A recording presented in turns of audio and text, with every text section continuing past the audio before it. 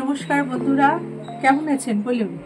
আমি মিষ্টি গৃহকোণের তরফ থেকে চলে এসেছি। আজ হচ্ছে রোববার সকালবেলা। দেখুন আকাশটা কিরকম মেঘলা মেঘলা আছে না। তো বন্ধুরা, আজকে তো জামাইও বাড়ি আছে, মেয়েও বাড়ি আছে, ওরা সব বেরোবে। তো সকালে তো রান্নাও করতে হবে। পেঁয়াজকলিগুলো দেখেছেন? পেঁয়াজকলিগুলো শেষ হয়ে আসছে।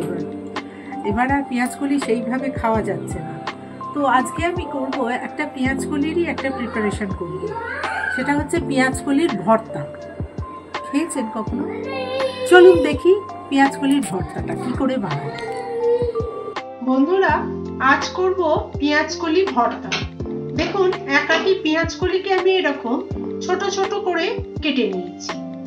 আর লাগছে পেঁয়াজকলি ভর্তার জন্য, দেখুন পেঁয়াজকলি ভর্তার জন্য আর লাগবে আমার দুটো আলুকে, নতুন আলু খোসা শুদ্ধ এইরকম চাকা চাকা করে কেটেছি। মাঝারি সাইজের দুটো আলু, দুটো পেঁয়াজ নিয়েছি কেটেছি, একটা বড় টমেটোকে 4 ফালি করেছি, কিছু রসুন নিয়েছি, রসুন আর নিয়েছি এই ধনেপাতা, এই কাটা ধনেপাতা। এই লাগবে আমার পেঁয়াজকলি ভর্তায়। দেখুন এবার কি করি। কড়াতে পেঁয়াজকলিগুলো দিয়ে সামান্য একটু জল দেবো, বেশি জল দেবো না, অল্প একটু জল দিয়ে একটু ভাপিয়ে নেব। মাঝে মাঝে একটু উল্টে পাল্টে করে দিয়ে একটু জলটা একদম শুকিয়ে নিতে হবে। জলটা কিন্তু একদম পেঁয়াজকলির সঙ্গেই শুকিয়ে যাবে। বন্ধুরা দেখুন, একদম পেঁয়াজকলিগুলো নরমও হয়ে গেছে, পেঁয়াজকলিগুলো একেবারে নরম হয়ে গেছে, আর জলটাও একদম শুকিয়ে গেছে, একদম জল শুকিয়ে গেছে। এবার আমি গ্যাসটা অফ করে প্যান বসাবো। প্যানে দিয়েছি 2 চামচ সরষের তেল। এবার সরষের তেলটা একটু গরম হয়ে গেছে। এবার ওই আলুগুলো একটু ভাজতে দেবো, যেগুলো চাকা চাকা করে কেটেছিলাম ওইগুলো একটু ভাজতে দেবো।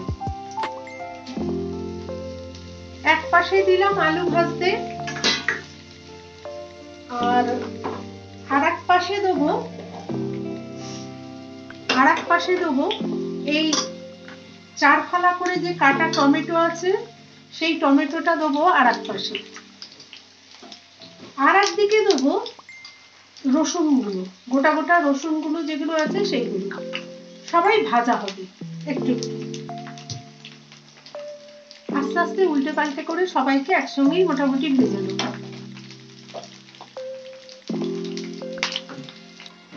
একটু চাপা দিয়ে দিয়ে ভাজি, তাহলে তাড়াতাড়ি হবে।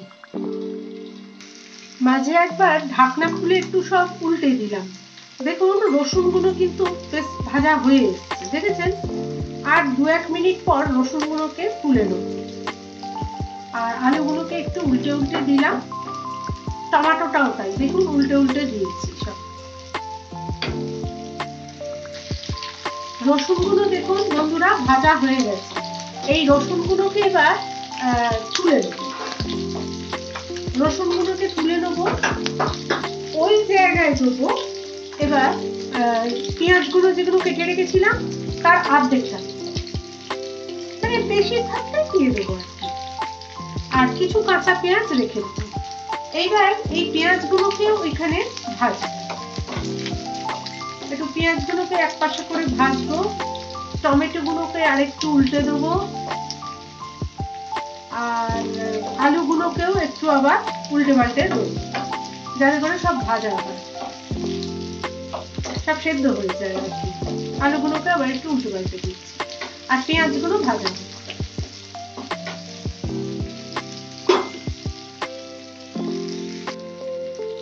বন্ধুরা দেখুন টমেটোগুলো এবার ভাজা হয়ে গেছে, দেখেছেন?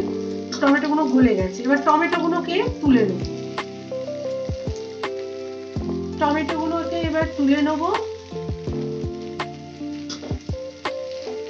আলু 2-1টা সেদ্ধ হয়েছে, আলু কিছু সেদ্ধ হয়েছে, আর একটু হবে। এবার এই জায়গায় দেবো 3টে কাঁচা লঙ্কা। কাঁচা লঙ্কাগুলো ভাজা হবে।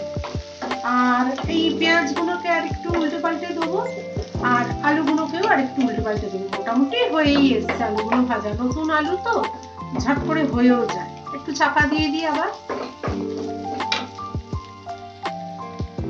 বন্ধুরা দেখুন আলুগুলো সব সেদ্ধ হয়ে গেছে, দেখেছেন? এই যে দেখুন আলুগুলো কাটলে কেটে যাচ্ছে, এই আলুগুলো কেটে যাচ্ছে, আর পেঁয়াজটাও মোটামুটি ভাজা হয়ে গেছে, কাঁচা লঙ্কাগুলো ভাজা হয়ে গেছে।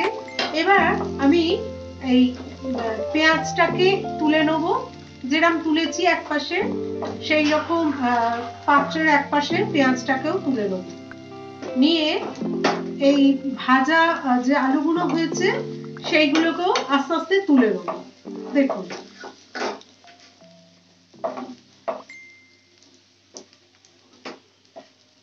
ভাজা আলু পেঁয়াজ সব তুলে নেব। প্যানে যেটুকুনি তেল আছে দেখুন অল্প একটুখানি আছে।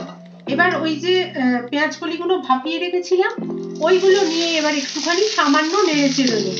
পেঁয়াজ কলি কিন্তু আর বেশি ভাজলে চলবে না, কারণ এটা মোটামুটি সেদ্ধ করা আছে। এরপরে যদি বেশি ভাজা হয় তাহলে শক্ত শক্ত হয়ে যাবে, কাঠি কাঠি হয়ে যাবে, ওটায় ভালো মাখা যাবে না। একটুখানি নেড়ে চেড়ে নেব।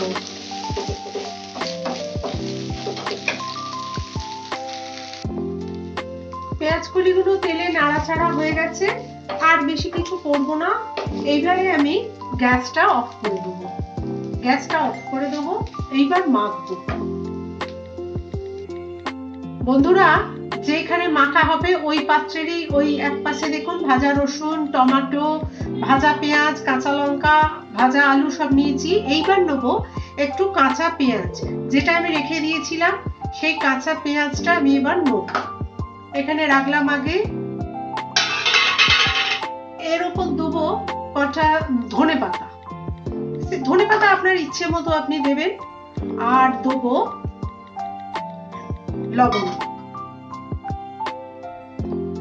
এই লবণ দিয়ে পেঁয়াজ, ধনে পাতা এই জিনিসটাকে প্রথমে আলাদা করে একটু মাখতে হবে। এমন করে মাখতে হবে, নুন দিয়ে মাখা হলেই পেঁয়াজটা আস্তে আস্তে মজে যাবে আর ধনে পাতাগুলো আস্তে আস্তে মজে যাবে। যতক্ষণ না মজে একটুখানি ভালো করে এটা চটকে চটকে মাখাতে হবে। ধনে পাতা আর এই কাঁচা পেঁয়াজ আর লঙ্কা, লঙ্কাটাও দিয়ে দেবো। এই যে কাঁচা লঙ্কাটা যেটা ভাজা ছিল ওটাও একই সঙ্গে মাখবো। আগে এইটা মজে যাক ভালো করে। নুন দিয়ে দেখুন একদম ধনে পাতা আর কাঁচা পেঁয়াজ এগুলো ভালো করে দেখুন কি সুন্দর মজে গেছে। এইবার আমি তার সঙ্গে দেবো ভাজা রসুন। এই যে ভাজা রসুন গুলো টিপে টিপে দিয়ে দিয়েছি। এই যে টমেটো গুলো দেবো, ভালো করে মাখবো। এবার ভাজা পেঁয়াজটা দেবো, দিয়ে আর এই ভাজা আলুগুলোকে দিয়ে ভালো করে আগে মাখি। ভাজা আলু টমেটো সব মাখা হয়ে গেছে। এইবার এর সঙ্গে দেবো ওই একটু হালকা সতে করা সেদ্ধ করা পেঁয়াজ কলি। পেঁয়াজ কলি দিয়েও যথারীতি ভালো করে মাখবো, ভালো করে এর সঙ্গে মাখবো। ভর্তা মাখা রেডি হয়ে গেছে, আর একটুখানি একদম ভর্তা রেডি। এবার লাস্ট একটু সর্ষের তেল দিয়ে দেবো, কাঁচা সর্ষের তেল দিয়ে আর একটু ভালো করে মাখলে ব্যাস ভর্তা একদম রেডি। পেঁয়াজ কলির ভর্তা একদম রেডি। এবার গরম ভাতে এটাকে খেতে হবে। কেমন লাগলো বলুন ভর্তাটা? ভালো লাগলে বলবেন, লিখে জানাবেন। হ্যাঁ, পেঁয়াজ কলির ভর্তা রেডি।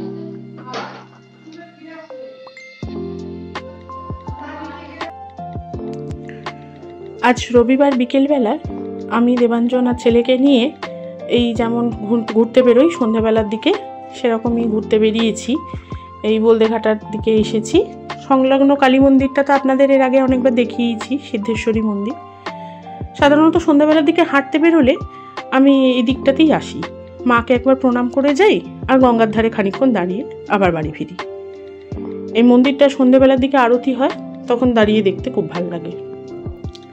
আর সাধারণত আমি যে সময়টা হাঁটতে বেরোই ওই 7টার দিকেই আরতিটা হয়। ওই জন্য রোজই একটু মায়ের দর্শন, আরতি দেখা, তারপর একটু গঙ্গা দর্শন সবই হয়ে যায়। তো আজ তো 3 জনে এসেছি।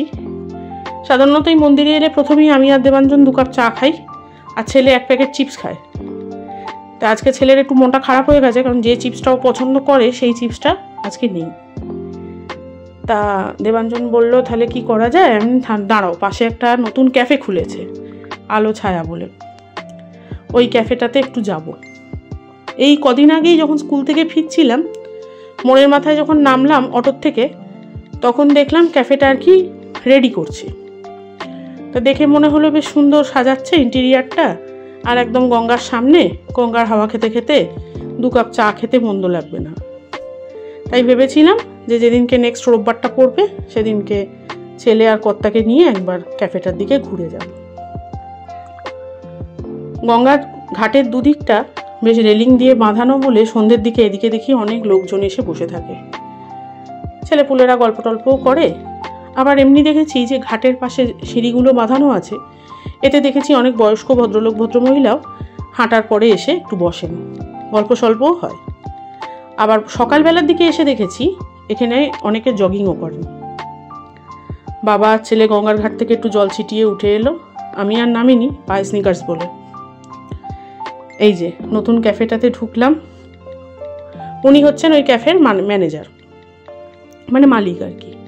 বললেন ওপরে চলে যান, পাশে সিঁড়িটা দিয়ে দোতলাতে চলে যান, দোতলাতেই মেনলি বসার ব্যবস্থাটা। ইন্টেরিয়ারটা ভারী সুন্দর করেছে, পুরনো কলকাতার বেশ একটা ফ্লেভার নিয়ে তৈরি। আর তার সাথে দেখলাম ব্যাকগ্রাউন্ড মিউজিকে কফি হাউসের সেই আড্ডাটা বাজছে। কপিরাইটের ভয়ে আপনাদের আর শোনাতে পারলাম না, তাই সিঁড়িটা দিয়ে ওপরে উঠে গেলাম। চারদিকটা বেশ হাতে আঁকা করে সাজানো, ওই জন্য দেখতে খুব সুন্দর লাগছে। আবার বাঁশের করে রেলিং করে দেয়া। আর এই যে ওপরের এই ছাদটা, এই টেরেসটাকে সাজানো হয়েছে ক্যাফের ঢঙে। এই ক্যাফেটা হওয়ায় না বলদেঘাটার মোড়টা পুরো চেঞ্জ হয়ে গেছে। এই সামনের দিকে বেশ বাল্বগুলো জ্বলছে, নিচ থেকে দেখতে ভারী সুন্দর লাগছে।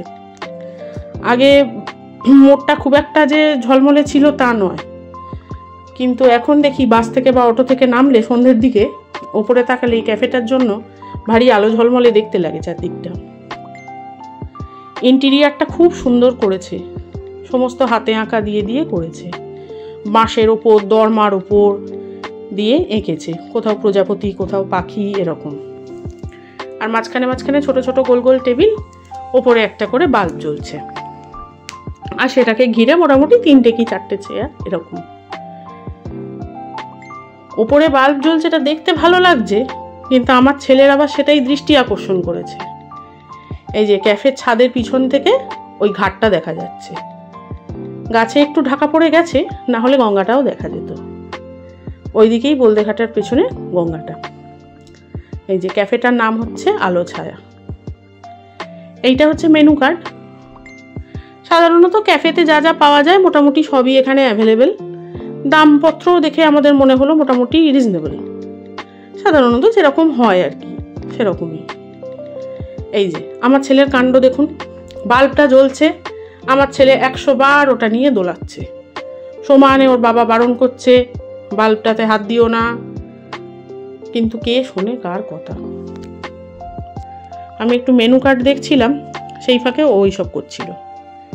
এই যে এসে গেছে চা, আর এরপরে যা যা স্ন্যাক্স অর্ডার দিয়েছি সেইগুলো, একটু প্যাটিস আর একটু ঘুগনি। আজকে ভিডিওটা তাহলে এখানেই শেষ করলাম। ভিডিওটা কেমন লাগলো আমাদের জানাবেন, ভালো লাগলে একটা লাইক করবেন, আর চ্যানেলটাকে সাবস্ক্রাইব করে আমাদের পাশে থাকবেন। আপনারা সবাই ভালো থাকবেন, সুস্থ থাকবেন। নমস্কার।